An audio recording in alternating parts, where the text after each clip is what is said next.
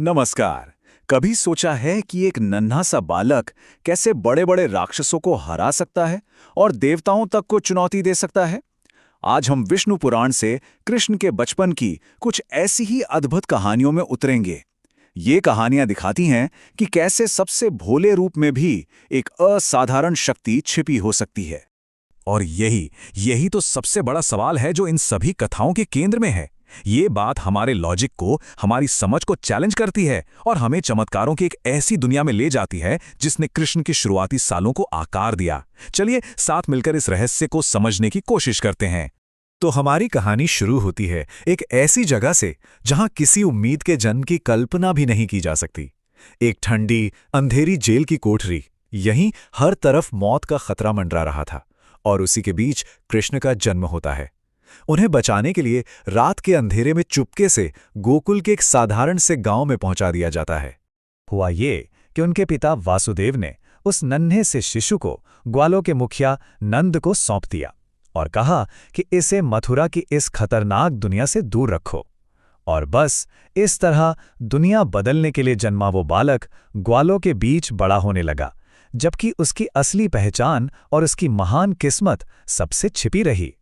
अब गोकुल में ही कृष्ण के अंदर जो देवत्व था ना, उसकी पहली झलक दिखनी शुरू हुई।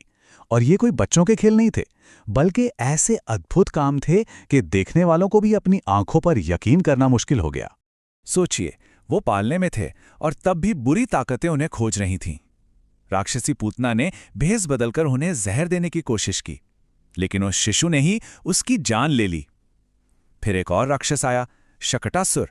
वो एक गाड़ी का रूप धरकर उन्हें कुचलने आया था, पर कृष्ण ने अपने नन्हे से पैल के एक ही झटके से उसे चकनाचूर कर दिया। अब ये बिल्कुल साफ हो गया था, ये कोई साधारण बालक नहीं था। अब जैसे जैसे कृष्ण बड़े हुए ना, खतरे भी बड़े होते गए और बहुत जल्द खतरा सिर्फ उन पर नहीं बल्कि उनके पूरे गांव पर मंडराने लगा। गोकुल की जो लाइफलाइन थी, यमुना नदी, वो समझिए जहर का एक उबलता हुआ तालाब बन चुकी थी। एक विशालकाय नाग, कालिया, ने उसके पानी में इतना जहर घोल दिया था कि वो जिस भी चीज को छूता वहां बस मौत और वीरानी छा जाती। मतलब पूरे व्रज का अस्तित्व ही दांव पर लग गया था। वो टकराव बहुत ही नाटकीय था।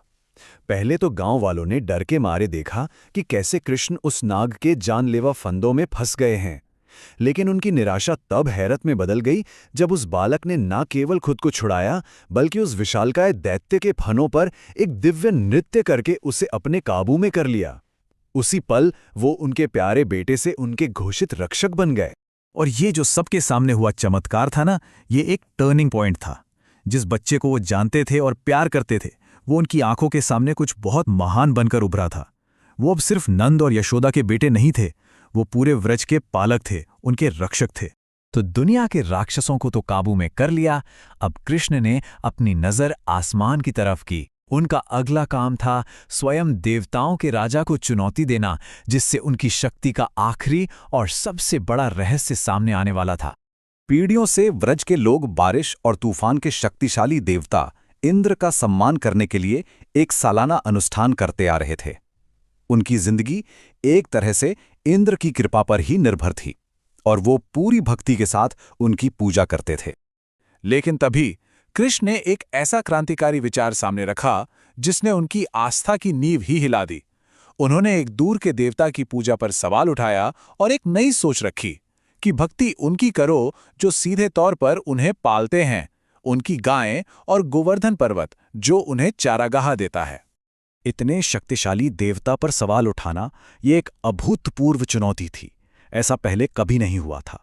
कृष्ण के शब्द सिर्फ अपमान नहीं थे, वो एक तरह से दिव्य क्रोध को न्योता दे रहे थे, जिसने एक ऐसे टकराव की जमीन तैयार की जो व्रज को तबाह कर सकता था।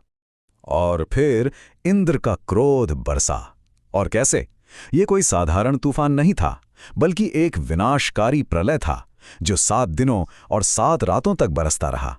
एक ऐसी बेरहम बाढ़ जिसका मकसद गोकुल को नक्शे से ही मिटा देना था। और यहां आता है कहानी का सबसे बड़ा पल।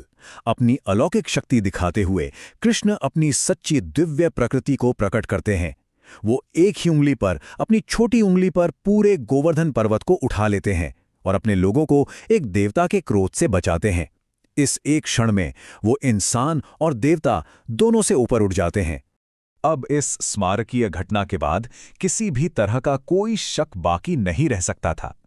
कृष्ण का देवत्व अब कोई रहस्य नहीं था, बल्कि एक प्रगट सत्य था जिसे सभी ने अपनी आंखों से देखा था।